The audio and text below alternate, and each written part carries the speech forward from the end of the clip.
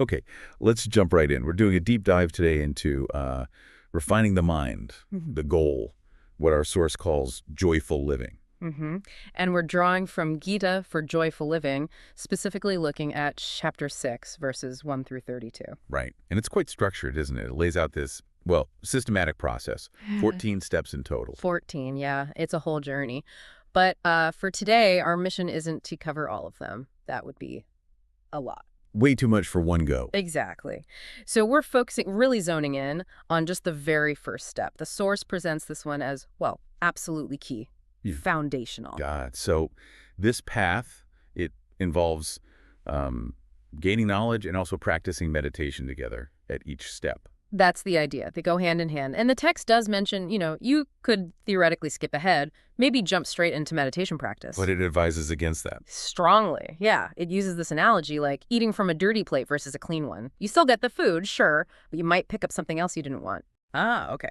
So following the steps, starting with step 1, is crucial for the intended result. For the maximum benefit, yeah, which leads to that joyful living. So step 1, what is it? It's about really understanding the purpose of meditation within this whole framework. Okay, so what is the main purpose, according to this source? This is where it gets really interesting. The source points to one specific thing, this constant kind of nagging feeling of inadequacy, of unfulfillment. Inadequacy. Yeah, it describes the mind like a pot or a vessel with a hole in the bottom. You keep pouring things in, experiences, achievements, whatever, but it never feels truly full. Okay, I can see that analogy. And then it makes this really strong claim. It's this feeling of inadequacy. It's the only cause of all our problems. Wait, hold on. The only cause? That's bold. What about, difficult situations, external stuff? According to this text, yes.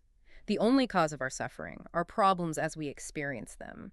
External things might happen, challenges arise, but the reason they become problems for us, the reason we suffer from them, stems only from that internal feeling of lack, of being incomplete. Wow. So the main goal, the whole point of this entire 14-step process, using different types of meditation along the way, is to resolve that specific feeling, to reach joyful living. That really reframes things. But, okay, what about the usual reasons people meditate, like finding some peace or boosting concentration? Good question. The source talks about those too. It calls them incidental benefits. Things like, calming a restless mind, improving focus, maybe making better decisions, even helping with physical health. So those are real benefits. Oh, yeah, definitely acknowledged as real and achievable. But, and this is the key point, the text warns you not to stop there. If the ultimate aim is resolving that deep inadequacy for joyful living, just settling for better focus or a bit more peace means you're kind of missing the main point, the real transformation it's offering. Right, there are no side effects, but not the destination itself. So does it also say what not to meditate for? Things to avoid? It does, very clearly. 3 main things. First, don't meditate trying to gain new knowledge. How come? Because the text says knowledge comes through, instruments of knowledge. Our senses, logic, scripture, expert testimony. Meditation can refine the mind and make it a better instrument for knowing, but it doesn't directly give you the knowledge itself. Okay, so it sharpens the tool, but isn't the information source. Makes sense. What's the second don't? Don't meditate seeking extraordinary or, mystical experiences. You might have them, sure, as a side effect of practice. But they aren't the goal. Exactly. They're temporary, the source says, and they don't fundamentally change your quality of life or get rid of that core feeling of inadequacy. Fleeting moments. Gotcha. And the third thing meditation isn't for? Gaining special powers.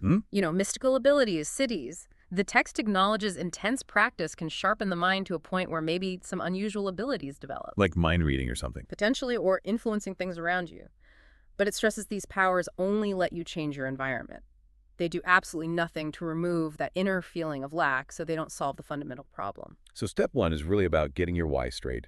Understanding the real target according to the source, not just peace, not powers, but tackling that deep-seated feeling of inadequacy as the path to joyful living. Precisely. It reorients the entire effort before you even, sit down to formally meditate in later steps. And knowing that why is just the starting line.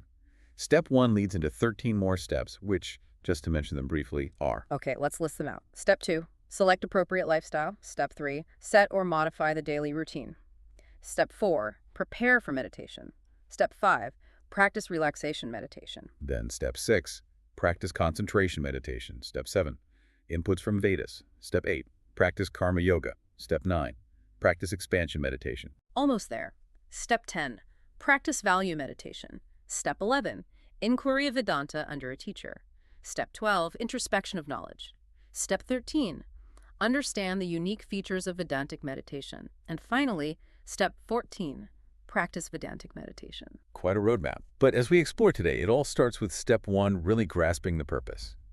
Understanding, as this source puts it, that meditation's core function here is to dissolve that feeling of inadequacy, claimed to be the single cause of our issues, to ultimately achieve joyful living. Shifting the focus inward to that fundamental sense of lack rather than just chasing temporary states or external changes. Exactly. And that really leaves us, and you listening, with a thought, doesn't it? If this source is onto something, if that constant feeling of inadequacy truly is the only root cause of our struggles, well, how might focusing your energy on resolving that fundamentally change how you approach finding happiness and peace in your own life? Something to think about.